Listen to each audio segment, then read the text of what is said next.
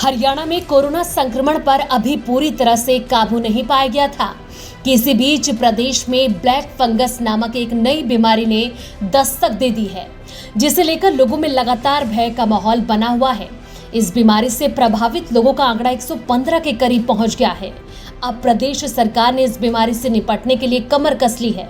यहां तक कि खुद मुख्यमंत्री मनोहर लाल इस गंभीर बीमारी के विषय में चिंता प्रकट कर चुके हैं। पिछले दिनों उन्होंने Kalpana Chawla medical college Karnal, Maharaja Agrasen medical college Agroha, SDT medical college Gurugram और पीजीआई रोहतक में जल्द इसके इलाज के संकेत दिए थे, जिसका असर अब दिखाई देने लगा है। ब्लैक फंगस को लेकर हरियाणा के स्वास्थ्य मंत्री अनिल विज ने मंगलवार को मीडिया से बातचीत में बताया कि ब्लैक फंगस के मरीजों के लिए इन सभी मेडिकल कॉलेजों में 20-20 बेड के वार्ड तैयार किए गए हैं।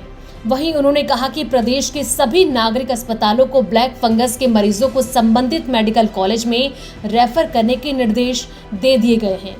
फिलहाल अभी तक ब्लैक फंगस के 115 केस सामने आए हैं। उन्होंने कहा कि इन सभी मेडिकल कॉलेजों में स्पेशलिस्ट डॉक्टर हैं, जो कि ब्लैक फंगस का ट्रीटमेंट करने में सहायक होंगे। सभी मेडिकल कॉलेजेस में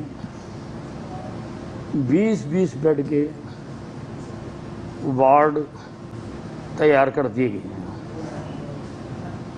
और सभी अस्पतालों को कहा गया है, सिविल अस्पतालों को, कि अगर उनके पास कोई ब्लैक फंगस का केस आए तो ये बेहतर है कि उसको वो मेडिकल कॉलेज में रेफ़र कर दें, क्योंकि वहाँ पर सारी सुविधाएं प्रदान की जा रही।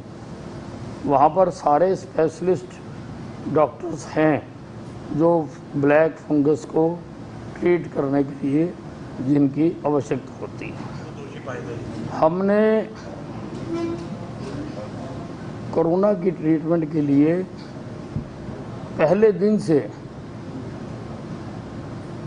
प्राइवेट अस्पतालों के लिए रेट तय कर रखे हैं।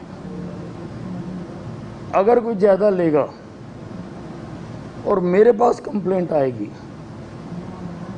तो मैं बख्शूंगा नहीं, सख्त से सख्त कार्रवाई करूंगा। ज्ञानचंद गुप्ता जी की भी मेरे से बात हुई है।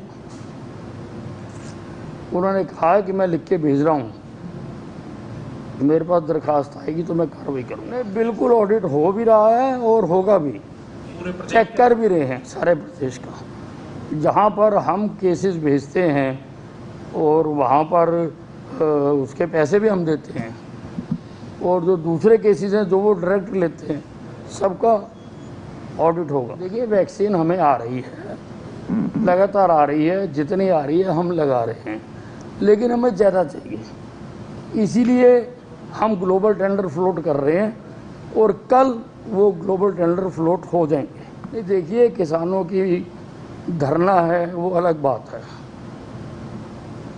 लेकिन कोरोना के काम में किसी को बाधा डालने नहीं दी जाएगी। जो 2DG कोरोना की पहली दवा का DRDO ने आविष्कार किया है, जिसको कल राजनाथ सिंह जी ने और डॉक्टर हर्षवर्धन ने लॉन्च किया है, हमने वो मंगाने के लिए लिख दिया है कि वो मंगाई जाए, क्योंकि उसका बड़ा दावा किया जा रहा है कि उससे जो कोरोना है वो बहुत जल्दी नेगेटिव हो जाता है और उसमें ऑक्सीजन की डिपेंडेंस भी कम रहती है। जिस दिन हमने लॉकडाउन लगाया था उस दिन नए मरीजों की संख्या जो रोज आ रही थी लगभग 16,000 थी।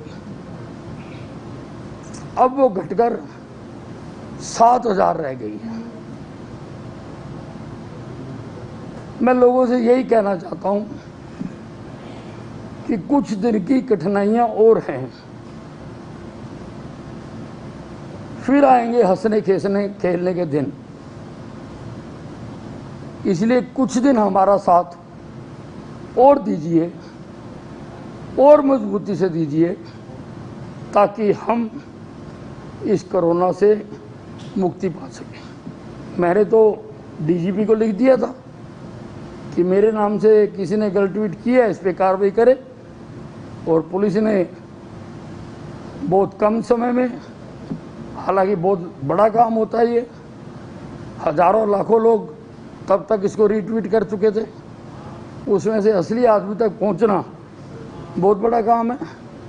लेकिन पुलिस ने उनको पकड़ा है और पता चला है कि उनको आज पंचकुला कोर्ट में पेश किया गया था और कोर्ट ने, माननीय अदालत ने 1 दिन का रिमांड दिया। उन्होंने एक अन्य मामले की जानकारी देते हुए बताया कि 2 लोगों ने उनके नाम से फर्जी ट्वीट किया था, जिन्हें पुलिस द्वारा गिरफ्तार कर पंचकुला की अदालत में पेश किया गया, जहां से उन्हें 1 दिन के रिमांड पर भेज दिया है। हिसार में किसानों और पुलिस के संघर्ष पर विज ने कहा कि किसानों का धरना अलग बात है, लेकिन कोरोना के काम में किसी को बाधा नहीं डालने दी जाएगी। चंडीगढ़ से वी न्यूज के लिए कुमार रमेश की रिपोर्ट।